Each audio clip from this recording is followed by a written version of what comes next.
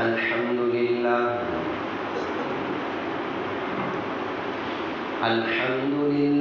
نحمده ونستعينه ونستغفره ونؤمن به ونتوكل عليه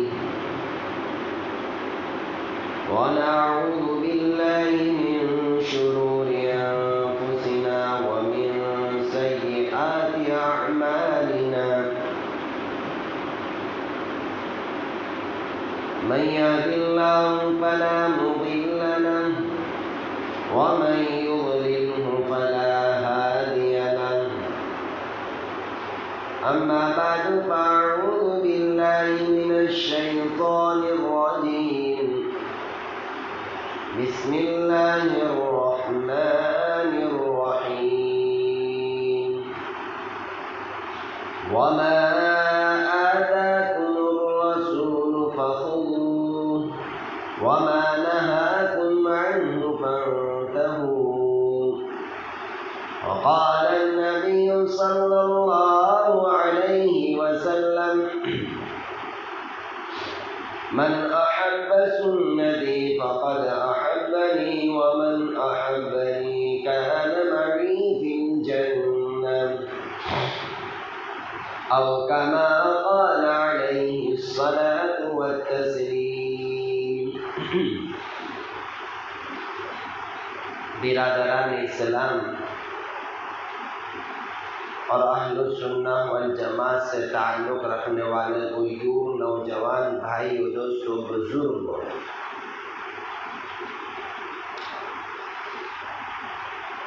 آج جو تاریخ ہے 14 شعبان، اور جیسے ہی آج کا سورج غروب ہو جائے گا تو شب برات شروع ہو جائے گی. فضیلت والی رات ہے، اجر و ثواب والی رات ہے.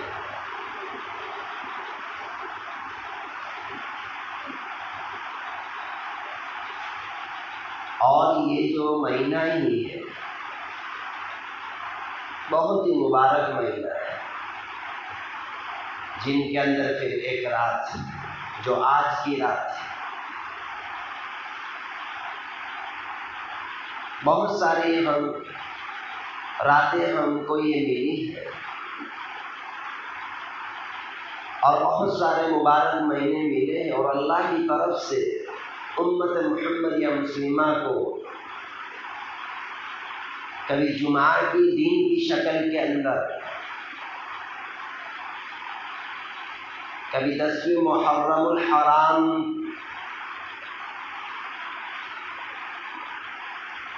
کبھی شب برات، کبھی رمضان مبارک مہینے کی رات، اور کبھی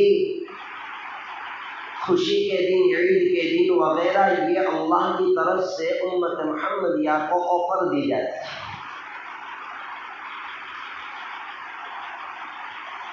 کہ اگر تم نے اللہ کی نافرمانی کر کر، نبی کے طریقوں کو چھوڑ کر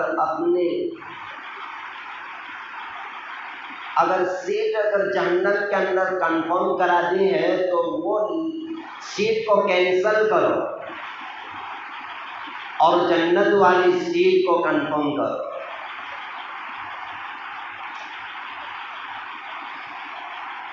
اس لیے مہینہ ہی مبارک مہینہ جو رمضان کا مہینہ ہوتا ہے، یا یہ بڑی راتیں ہوتی ہیں، یہ بڑے دین ہوتے ہیں، تو اللہ والے، اللہ سے تعلق والے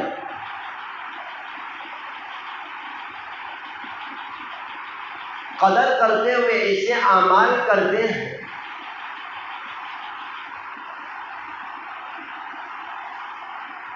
کبھی سوچنا پڑتا ہے اتنی بڑی عمر کے اندر اتنے بڑے اعمال کر رہے ہیں. لیکن آج جو ٹیکنالوجی کا زمانہ ہے، ہر ایک کو پتہ چلتا ہے. کہیں سننے میں آتا ہے کہ بھائی پوری رات اللہ کے کلام پڑھتے ہوئے ایک رکعت کے اندر قرآن ختم کر رہا ہے کوئی. پہلے سمجھ میں نہیں آ رہا تھا پوری رات اللہ کا کلام، لیکن اب سمجھ میں آ رہا ہے کہ اگر مجھے اس ٹیکنالوجی کے زمانے کے اندر اگر مجھے موبائل کا شوق ہے تو موبائل پوری رات موبائل کے اندر گپ شپ کے اندر 3 بج جاتے 4 بج جاتے پتہ تک نہیں چلتا. تو یہ جو ان کا شوق ہے تو اللہ والوں کو اللہ سے بات کرنے کا شوق ہوتا ہے، اللہ کے کلام پڑھنے میں وہ اس کو حلاوت نصیب ہوتی ہے، نماز میں ان کو وہ چاشنی نصیب ہوتی ہے، پوری رات اللہ کے سامنے گزار دیتے پتہ تک نہیں چلتا.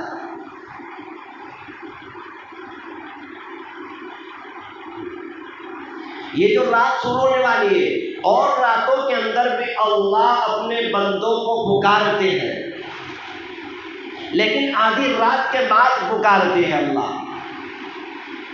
لیکن یہ رات جو شروع ہو جاتی ہے 15ویں شعبان کی رات جو شروع ہو جاتی ہے، اللہ جیسے سورج غروب ہو جاتا ہے 14ویں شعبان کا تو اللہ آسمانی دنیا پر آ جاتے ہیں، اور راتوں میں آدھی رات کے بعد اعلان ہوتا ہے، اور اس رات کے اندر اللہ شروعی رات سے اعلان شروع کر دیتا ہے. اللہ تبارک و تعالیٰ کی طرف سے اعلان ہوتا ہے کوئی ہے بخشش مانگنے والا کہ میں ان کی مغفرت کر دوں. اللہ کن کو پکار رہا ہے؟ اس بندے کو پکار رہا ہے جو رات دن اللہ کی نافرمانی کر رہا ہے، رات دن اللہ کی نعمتوں کو استعمال کرتے ہوئے کھلی اللہ کی نافرمانی کر رہا ہے. اللہ ان کو اعلان کر رہا ہے.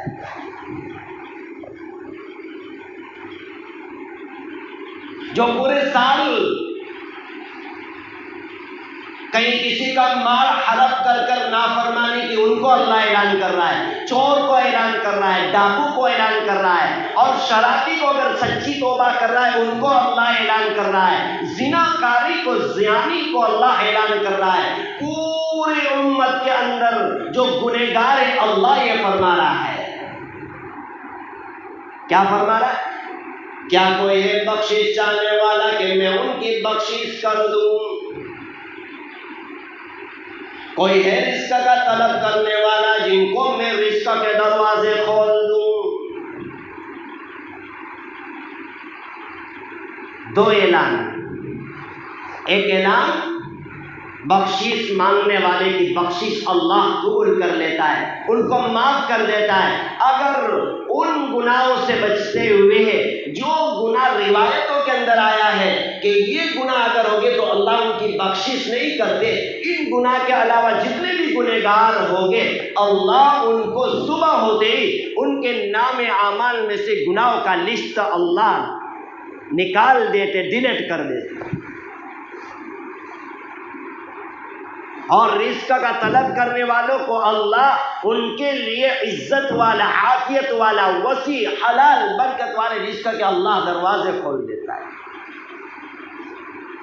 اور تیسرا مصیبت زدہ، پریشان حال کے پریشان، اللہ یہ فرماتا ہے کہ ہے کوئی مصیبت زدہ، کوئی پریشان حال، کوئی تکلیف میں مبتلا آدمی کہ وہ مجھ سے مانگے کہ تکلیف دور ہو جائے. اللہ یہ فرما رہا ہے کہ میں ان کی تکلیف کو دور کر دیتا ہوں.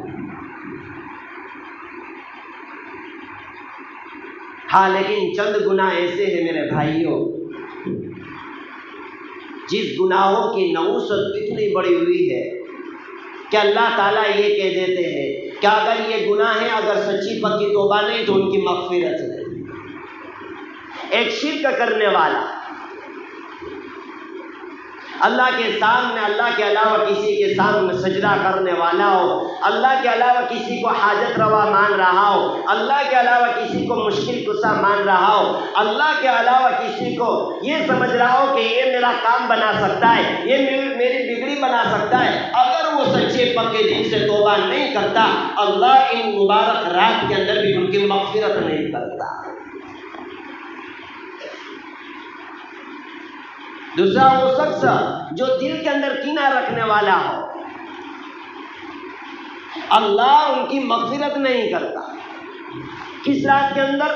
یہ بڑی رات کے اندر، رمضان المبارک مہینے کی راتوں کے اندر، اور جتنے بھی انعام کی راتیں وہ سب راتوں میں یہ بات ہے، اگر کسی کے دل کے اندر کینہ ہے، میرے دل میں اگر کسی کے متعلق کینہ ہے، تو یہ مبارک رات گزر جانے کے بعد بھی اللہ میری مغفرت نہیں کرتا۔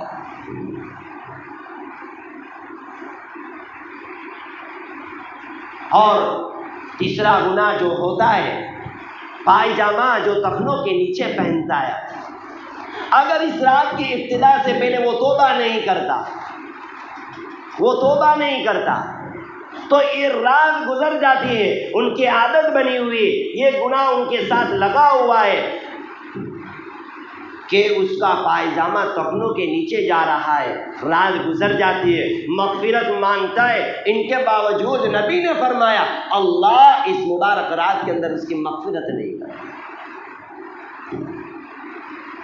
کتنا یہ معمولی سمجھ رہے ہیں، پائجامہ ٹخنوں کے نیچے، حالانکہ ہمارے اور آپ کے آقا نے فرمایا ما اسفل من الکعبین من الازار فی النار، پائجامہ ٹخنوں کے نیچے رکھنے پر کوئی فائدہ نہیں، نہ دنیاوی فائدہ ہے نہ اخروی فائدہ ہے۔ حالانکہ یہ لکھا ہے، اور بڑے لوگوں ڈاکٹر وغیرہ کا یہ کہنا ہے کہ یہ دنیاوی بھی بہت سارے نقصانات ہیں۔ دنیاوی نقصان تو سمجھے معمولی نقصان سمجھے، آگ بند ہو جائے نقصان، دنیا کا کوئی نقصان نہیں رہتا، دنیا کا نفع کوئی نفع نہیں رہتا۔ اصل جو نقصان ہے اس مبارک راتوں کے اندر بھی اللہ اس شخص کی مغفرت نہیں فرماتے جن کا پائجامہ ٹخنوں کے نیچے۔ آج ہم عہد کر لے کہ اللہ ہم یہ مجلس سے اٹھے پہلے آج ہم سچے پکے دل سے توبہ کر رہے ہیں، ہمارا جو پائجامہ ٹخنوں کے نیچے جا رہا تھا آج کے بعد نہیں جائے گا، اور جتنا بھی بڑا پائجامہ ہو اس کو اوپر چڑھائے۔ لیکن یہ بات ہے دل پر پتھر رکھنے کی، عادت بنی ہوئی ہے، تو عادت نکالنے کے لیے، نفسانی خواہشات کو چھوڑنے کے لیے قربانی تو ہے۔ اگر مجھے اللہ کو خوش کرنا ہے، میرے اللہ کو خوش کرنا ہے، میرے اللہ کو راضی کرنا ہے، آج صبح ہوتے ہی میرا جہنم سے لسٹ نکال کر، جہنم کی فہرست میں سے لسٹ نکال کر مجھے جنتیوں کی فہرستوں میں نام لکھوانا ہے، مجھے جنت کے اندر جانے کا ٹکٹ کنفرم کرنا ہے، تو آج سچے پکے دل سے توبہ کر لے کہ میرا پائجامہ ٹخنوں کے نیچے نہیں ہوگا بلکہ پائجامہ ٹخنوں کے اوپر ہوگا، تو انشاءاللہ۔ ایک چوتھا گناہ، 3 گناہ تو ہوئے۔ نمبر 1 شرک کرنے والے کو اللہ مغفرت نہیں فرماتے، نمبر 2 کینہ رکھنے والے کو، نمبر 3 یہ پائجامہ ٹخنوں کے، نمبر 4 شرابی کا عادی اور شراب کا عادی بنا ہوا ہو اور توبہ نہ کرے اس رات آنے سے پہلے اور شراب پیتا رہے، اللہ اس مغفرت کی یہ مبارک رات کے اندر اللہ ان کی مغفرت نہیں فرماتے۔ نمبر 5 والدین کا نافرمان، ماں باپ زندہ ہے، اگر اس سے کچھ ہمارے درمیان میں کوئی اختلاف ہو گیا ہے، جائیے ماں باپ کے ہاتھ پکڑ کر اس کو بوسہ دے دے، پاؤں پکڑ کر معافی مانگ لے۔ تمہارا معافی مانگنا اور تمہارا ہاتھ پکڑ کر معافی مانگنا اللہ کو اتنا خوش ہو جائے گا، رات سو رہے ہوتے تو استغفار پڑے گا، تیرا استغفار اللہ کے یہاں قبول ہوگا۔ میرے ماں باپ اگر انتقال کر گئے، کسی کے ماں باپ انتقال کر گئے، نافرمان تھا، ماں باپ کو بہت ستا رہا تھا، اس حال میں ماں باپ دنیا سے چلے گئے، اللہ میرے ماں باپ دنیا سے تو ایسے گئے ہوئے کہ میری ماں ناراض تھی، میرا باپ ناراض تھا، لیکن آج میں توبہ کرتا ہوں، اللہ مجھے معاف کر دے اور میری ماں کی مغفرت کر دے، میرے ابا کی مغفرت کر دے، چند روپیہ اللہ کے راستے میں دے دے، ایصال ثواب کر دے۔ اللہ اتنے غفور الرحیم ہے، تیرے ایصال ثواب کرنے پر، تیری مغفرت کے لیے ہاتھ اٹھانے پر، ماں باپ کے لیے جو قبر میں چلے گئے ان کے لیے دعا کرنے پر اللہ تجھے فرما برداروں کی فہرست میں شامل فرما دے۔ بتائیے ہم کتنے نافرمان، اللہ نے کتنی بڑی دولت دی، مر گئے ہیں ماں باپ، ان کے باوجود بھی یہ نہیں کہ اپنے ہاتھوں سے یہ چانس چلا گیا ہے، ابھی بھی چانس ہے ماں باپ کا فرما بردار بننے کا۔ یہ ہے 5واں گناہ، والدین کا نافرمان۔ 6واں گناہ قطع تعلق رکھنے والا، آپس میں نہ بولنے والا، آپس میں اور یہ عام ہو چکا ہے، عام ہو چکا ہے، عام ہو چکا ہے۔ بھائی اگر میں کسی سے بول نہیں رہا ہوں، اگر میں میرے بھائی سے بول نہیں رہا ہوں تو میرا بھائی کا کیا بگڑ جائے گا؟ میرا بھائی تو میں کھلاتا نہیں ہوں، اللہ ان کو کھلا رہا ہے، لیکن میرا بھائی مجھے بولنے کے لیے تیار ہے، میرے کو سلام کرنے کے لیے تیار ہے، میں اس کا سلام کا جواب دینے کے لیے تیار نہیں ہوں، تو میرا بھائی کا کیا بگڑ جائے گا؟ وہ بھائی تو سلام کر کر آزاد ہو گیا، اللہ کے یہاں وہ تو فرما بردار میں شمار ہوگا۔ میں اب میرے بھائی کو جواب نہیں دے رہا ہوں، میں اپنے بھائی کو جواب نہیں دے رہا ہوں تو میری قبر برباد ہوگی، میری آخرت برباد ہوگی۔ ورنہ کسی کے کیا، اگر گھر کے اندر نکاح ہو، شادی ہو، بیٹا نہ آنے پر بھی بھائی کا، بھائی کے نہ آنے پر بھی نکاح ہو جاتا ہے، اور اگر بھائی کا انتقال ہو گیا ہے، بھائی کے جنازے میں نہ شرکت ہونے کے بعد بھی اس کی تجہیز و تقریب ہو جاتی ہے۔ کون سا کام ہے کہ میرے بغیر اس کا کام نہیں چلے گا، سب کا کام بن جائے گا؟ میں یہ کہہ رہا ہوں کہ اگر میں اس سے اب بولنے کے لیے تیار نہیں تو میں اپنا نقصان کر رہا ہوں، میں اپنا نقصان۔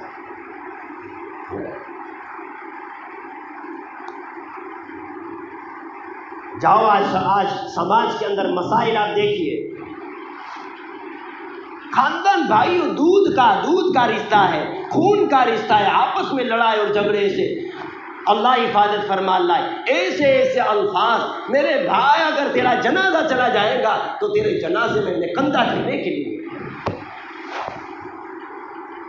بہن بھائی سے اتنی ناراض ہو چکی ہے کہ بہن یہ کہہ رہی بھائی تیرا جنازہ نکلے گا تو میں تیرے جنازے کو دیکھنے کے لیے، کون سا بھائی، کون سی بہن، کون سے ماں باپ، کون سے رشتہ دار، کون سے دوست احباب، جو مسلمان آج تو ایک ہو کر ایک اتفاق پر آؤ، وہاں اعلان ہو رہا ہے۔ آپ دیکھیے یہ جو کشمیر جو ریلیز ہوا ہے ان کے بعد دیکھیے ان لوگوں کا اعلان تو دیکھیے، وہ لوگ کیا کہہ رہے ہیں، آ جاؤ ایک ہو جاؤ۔ حالانکہ وہ پوری من گھڑت کہانی ہے، لیکن مسلمانوں کے خلاف اور گلانے کے لیے، مسلمان کے خلاف ابھارنے کے لیے ان لوگوں کی سازش یہیں سے نہیں ہے، کئی سالوں سے چل رہی ہے۔ جو آج ان لوگوں کو موقع ملا تو فوراً حجاب کے متعلق، پردے کے متعلق یہ قانون نافذ کر دیا کہ پردہ، نعوذ باللہ۔ وہ بینچ پر بیٹھنے والی کون لڑکی تھی؟ جہاں سپریم کورٹ ہوتی ہے وہاں آخر میں 3 بینچ لگتی ہے، 3 وکیل ہوتے ہیں، ان میں ایک وکیل کون تھی؟ ایک وکیل وہ عورت تھی جن کا نام مسلمان تھا لیکن ان کی زندگی کے اندر دین نہیں تھا، علم نہیں تھا، اور ان کے ماں باپ نے ان کی دین کے متعلق فکر نہیں کری، تو آج یہ حال ہوا۔ انہوں نے نعوذ باللہ فیصلہ یہ دیا کہ حجاب اسلام کا جزو نہیں۔ کون؟ کہاں، کس کے گھر میں پیدا ہونے والی؟ مسلمان نام ہے اس وکیل کا۔ اسی لیے میرے بھائیوں آج طبقات جو ٹارگیٹ ہے، آج بڑی عمر والے ٹارگیٹ نہیں، آج میرا نوجوان جو خون اس کے اندر ابل رہا ہے، گرم خون ہے، وہ ٹارگیٹ ہے۔ مسلمانوں کی عورتیں ٹارگیٹ ہے، وہ بھی نوجوان عورتیں ٹارگیٹ ہے۔ آپ دیکھیے ان لوگوں کا اعلان ہو رہا ہے، ریلیز میں اور پکچر دیکھنے کے بعد باہر نکل رہے ہیں اور ان سے تاثرات اپنی زبان میں یہ پوچھ رہے تو لوگ یہ کہہ رہے ایک ہو جاؤ بدلہ لینے کے لیے۔ کیا مطلب بدلہ لینے؟ حالانکہ ان کے سامنے کوئی ان کے اگر وہ مر جاوے اس حال کے اندر جہنم کے اندر، لیکن ایمان والا مسلمان تو اللہ کے دین کے لیے لڑے گا، تو شہید ہو جائے گا، اللہ تیرے مقام کو بڑھا دے گا۔ اگر تو کلمہ بلند کرنے کے لیے، اللہ کے راستے میں قربانی کے دینے کے لیے نیت اگر صحیح کر رہا ہے، اپنے بچوں کو اس لیے کھلا رہا ہے، اپنے بچوں کو اس لیے تو تیار کر رہا ہے، اپنے بچے کے سر پر اس لیے ہاتھ رکھ رہا ہے، میرا بچہ بڑا ہو کر اللہ کے دین کی محنت کرے گا، اللہ کے دین کا کام کرے گا، میدان کارساز میں اگر ضرورت پڑی میرا بچہ آگے چل کر جائے گا، اگر گھوڑے پر سوار ہونا ہے تو میرا بچہ گھوڑے پر سوار ہوگا، اگر ضرورت پڑی تو میں کفن اپنے سر پر باندھ کر اللہ کے راستے میں نکلوں گا۔ تیری نیت پر اللہ تجھے ثواب دے رہا ہے، تیری نیت پر تو کچھ نہیں کر رہا ہے، صرف نیت کر رہا ہے۔ اگر میں نماز نہیں پڑھا، ابھی میں نے ارادہ کر لیا اللہ آج سے میں 5 وقتوں کی نماز پابندی کے ساتھ پڑھوں گا، تیری نیت پر اللہ تیرے نام اعمال میں اجر لکھ رہا ہے۔ کیوں؟ اس لیے کہ تو ایمان والا ہے۔ اس لیے میرے بھائیوں اللہ نے آج بھی موقع دیا ہے سمجھنے کا، سنبھلنے کا، اور یہ وقت ہے ہماری اولاد کو، ہماری نسل کو، ہمارے خاندان کو، ہمارے دوست احباب کو مزید کا زینت بنانے کا اور ہمارے دوست احباب کو اعمال میں جڑانے کا آج اللہ نے موقع دیا ہے، ورنہ میرے بھائیوں نسل اور خاندان اور رشتہ دار چاروں طرف بٹے ہوئے، ان کو ایک پلیٹ فارم پر لائیے، ان کو اتحاد اتفاق پیدا کیجیے، محبت کے ساتھ زندگی گزاریے، آپس میں صلح کے ساتھ زندگی گزاریے، تمہیں زندگی گزارنے کی مزہ آ جائے گی، مرنے کے بعد فرشتوں کی طرف سے اکرام ہوگا، تمہاری قبر بن جائیں گی، تمہاری آخرت بن جائیں گی، کوئی مائکا لال نہیں ہے مسلمان کے ایک بال کو ٹیڑھا کرنے۔ اس لیے محمود مدنی نے کہا اگر ضرورت پڑی تو میدان کے اندر کفن پہننے کے لیے تیار ہو جائیں۔ کیوں؟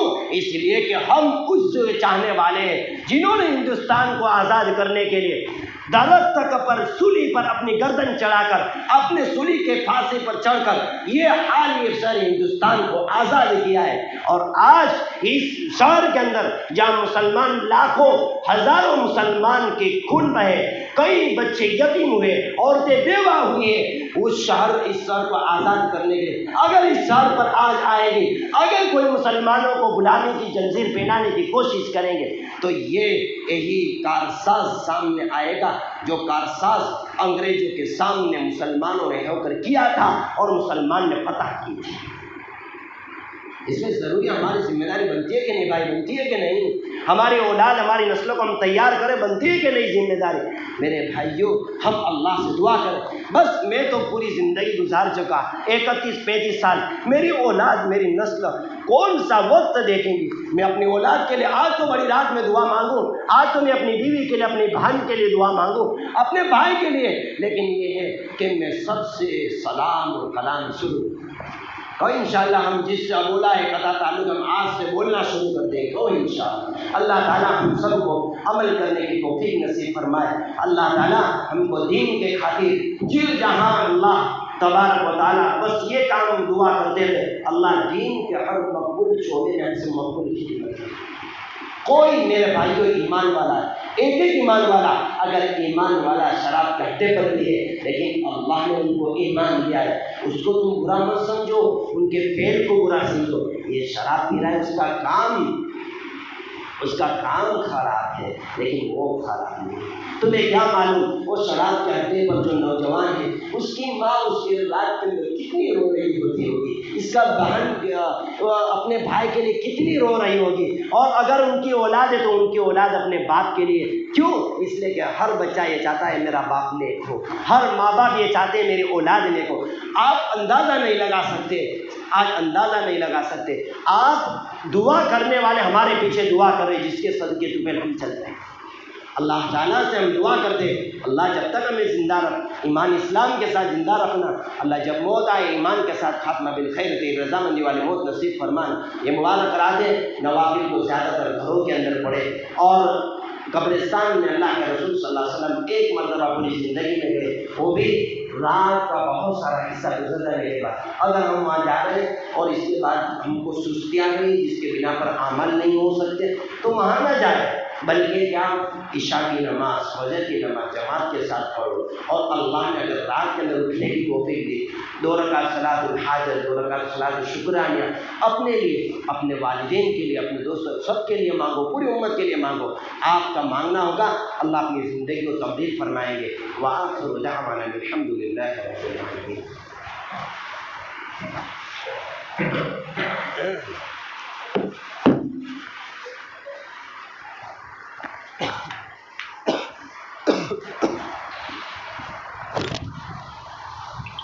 ام المومنین سیدہ عائشہ رضی اللہ تعالیٰ عنہ فرماتی ہیں کہ ایک دن حضور کا دریا رحمت جوش میں تھا اور حضور نے فرمایا عائشہ جو مانگنا ہے مانگ لو۔ میں نے عرض کی یا رسول اللہ اگر آپ اجازت دیں تو میں اپنے باپ حضرت ابو بکر صدیق رضی اللہ تعالیٰ عنہ سے مشورہ نہ کر لوں کہ میں نے کیا مانگنا ہے؟ تو فرمایا کہ جاؤ مشورہ کر لو، مشورے کی اجازت بھی ہو گئی۔ میں اپنے والد گرامی کی خدمت میں حاضر ہوئی اور کہا کہ دریائے رحمت جوش میں ہے اور رحمت کا باڑا برس رہا ہے۔ حضور نے فرمایا عائشہ جو مانگنا ہے مانگ لو۔ یہ اتنا سنہری موقع ہاتھ آیا ہے تو میں چاہتی ہوں کہ کوئی مانگوں تو اہم شے مانگوں، تو آپ کی خدمت میں